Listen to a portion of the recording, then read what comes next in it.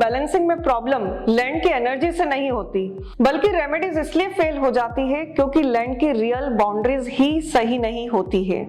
अभी हम एक बहुत ही बड़े प्रोजेक्ट पे काम कर रहे हैं जिसका वास्तु से लैंड एनर्जी बैलेंसिंग कर रहे हैं। कंस्ट्रक्शन के पहले प्रॉपर्टी का कंप्लीट बैलेंसिंग होता है जिसमें जितने भी प्रॉपर्टी के एरर्स होते हैं, ये एनर्जी अलाइनमेंट होता है यंत्रांश से, ब्रह्म स्थान, ग्रेडिंग, वाटर फ्लो, जियोपैथी, स्ट्रेस, इन सब चीजों को प्रॉपर करके लैंड को एक हार्मोनाइज करा जाता है। 99% केसेस में हमको इंस्टेंट शिफ्ट मिल जाता है। इनफैक्ट जैसे ही बैलेंसिंग होती है प्रॉपर्टी की, वैसे ही वो प्रॉपर्टी रिस्पॉन्ड कर देती है।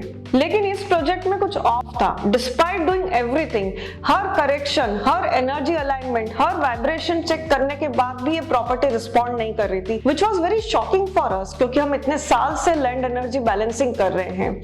लेयर्स में जाके डिग करा हमने कि कहाँ ग्लिच हो सकता है, बट सडनली मुझे एक इंट्यूशन स्ट्राइक हुआ कि वास्तु इम्बैलेंस नहीं हो सकता है, इसका कुछ और रीजन होगा। तो हमने ड्राफ्टमैन से रीमैपिंग कराई। यूजुअली हम गवर्नमेंट के मैप पे या आर्किटेक्ट के मैप पे काम करते हैं, पर जब हमने रीमैपिंग कराई तब रियल प्रॉब्लम हमारे सामने आई। गवर्नमेंट के मैप पे जो रजिस्टर्ड थी प्लॉट की साइज और जो सर्वे में प्लॉट की साइज फिजिकल आई, वो दोनों अलग अलग थे। ऐसा सिनेरियो बहुत रेयरली होता है।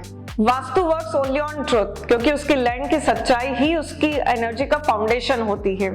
अगर आप कोई भी प्लॉट, प्रोजेक्ट या साइट पे काम कर रहे हैं, देन उसके रेमेडीज और रेक्टिफिकेशन कराने के पहले सबसे पहले उसकी प्रॉपर मैपिंग कराइए, जो सबसे फर्स्ट स्टेप होती है वास्तु बैलेंसिंग की। जब उस प्लॉट की या प्रॉपर्टी की रियल बाउंड्री या रियल साइज आपके हाथ में होगी, तभी आप उसकी प्रॉपर वास्तु बैलेंसिंग करवा पाएंगे।